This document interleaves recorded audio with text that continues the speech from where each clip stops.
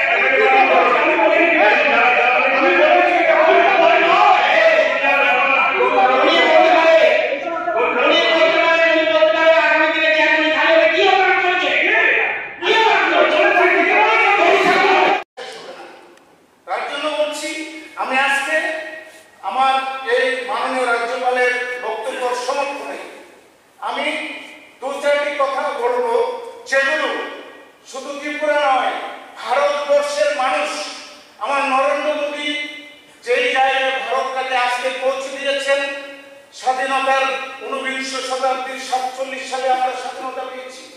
আজকে বিংশ শতাব্দীর 24 সাল চলছে, আজকে প্রায় 76 বছর চলে গেছে আমাদের স্বাধীনতা। এই স্বাধীনতার ইতিহাসে ভারতবর্ষের কোন লোক স্বপ্ন ভাবেনি ডেভেলপমেন্ট এইভাবে করা যায়, মানুষের কাজ এইভাবে করা যায়। এই কয়েকটি কথা আমি বলবো। আজকে আমার নরেন্দ্র মোদী থেকে শুরু করে ওই নরেন্দ্র মোদীর শিষ্য আমার জনপ্রিয় মুখ্যমন্ত্রী মানিক শাহজি যেভাবে উন্নয়নের ধারায় এগিয়ে যাচ্ছে, সেই ধারা যেগুলো কোনোদিনও মানুষের কল্পনা করতে পারবে, এই থেকে 4-5টি কথা আমি তুলে দেব।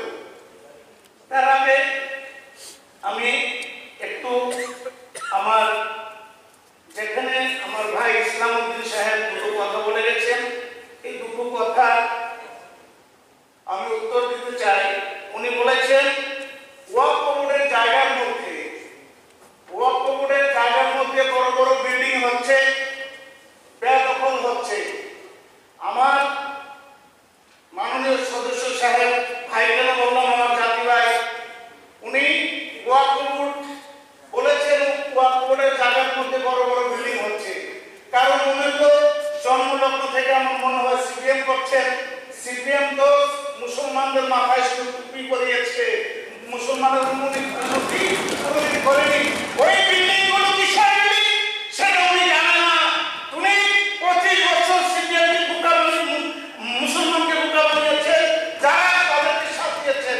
আজকে ওই ওয়াকফ বোর্ডের জায়গার মধ্যে প্রকাশ্যে হচ্ছে মহিলাদের জন্য, কি হচ্ছে থাকার জায়গা হচ্ছে মহিলা স্টুডেন্টদের জন্য।